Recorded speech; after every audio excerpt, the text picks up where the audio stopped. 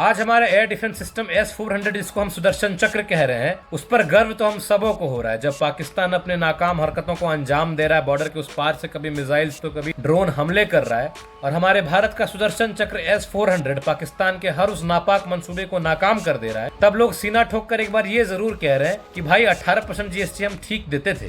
पहले GST देने में थोड़ा सा दुख होता था, लेकिन अब खुशी खुशी देंगे। हमारा राफेल विमान जो ऑपरेशन सिंदूर के तहत पाकिस्तान के भीतर भारी तबाही मचा आता है, बिना पाकिस्तान के टेरिटरी बॉर्डर में घुसे, तो हम सीना ठोक कर कह रहे हैं कि भाई राफेल तो राफेल है। लेकिन ठीक आज से चंद वर्षों पहले जब राफेल डील हो रहा था, तो भारत के विपक्षी नेता खासकर राहुल गांधी जैसे लोग चौकीदार चोर है का नारा दे रहे थे। जब हम इस एयर डिफेंस सिस्टम S-400 को खरीदने की पेशकश कर रहे थे रशिया से, तो इंटरनल प्रेशर तो था ही, एक्सटर्नल प्रेशर इतना था, बाकी देश जैसे USA और यूरोपियन देशों ने, खासकर तो अमेरिका ही था जिसने भारत पर सैंक्शन लगाने तक की बात कह दी थी। अमेरिका ने धमकी दिया था कि अगर S-400 लेता है भारत रशिया से, तो अमेरिका हमारे पर सैंक्शन लगाएगा। लेकिन देश की 125 करोड़ जनता ने जिस कांधे पर और जिस दिमाग पर अपना विश्वास धरा था, उन कांधों ने और उस दिमाग ने ऐसी रणनीति बनाई कि आज S-400 तो हमारा है ही, अमेरिका भी बाहें फैलाकर मोदी को गले लगा रहा है और जय भारत जयगान कर रहा है। साल 2016 में मनोहर पार्रिकर के लीडरशिप में भारत के long term air defence system ने ट्रांसफॉर्मेशन करना शुरू किया। हमारे देश के एयर डिफेंस सिस्टम को 3 हिस्सों में बांटा गया था। शॉर्ट रेंज डिफेंस सिस्टम जो कि 25 किलोमीटर तक के रेंज में शत्रुओं के मिसाइल्स और ड्रोन्स को नष्ट कर सकता है। मीडियम रेंज जिसकी कैपेसिटी 40 किलोमीटर तक की हो। लेकिन मनोहर पार्रिकर ने इस बात पर जोर दिया कि हमारा जो long range air defence system है वो 400 किलोमीटर तक की कैपेसिटी का होना चाहिए।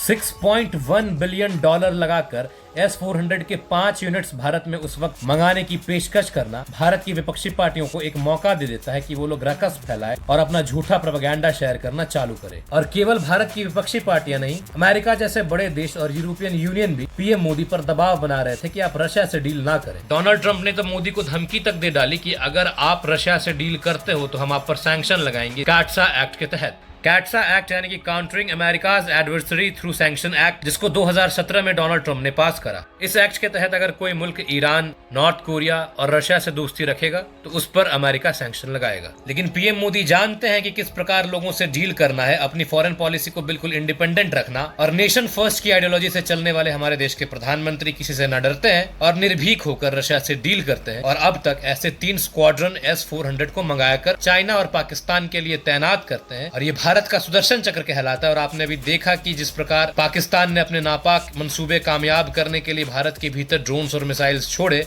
लेकिन एक भी, not even a single drones और मिसाइल्स भारत में घंटे भर का भी नुकसान पहुंचा पाया। क्यों?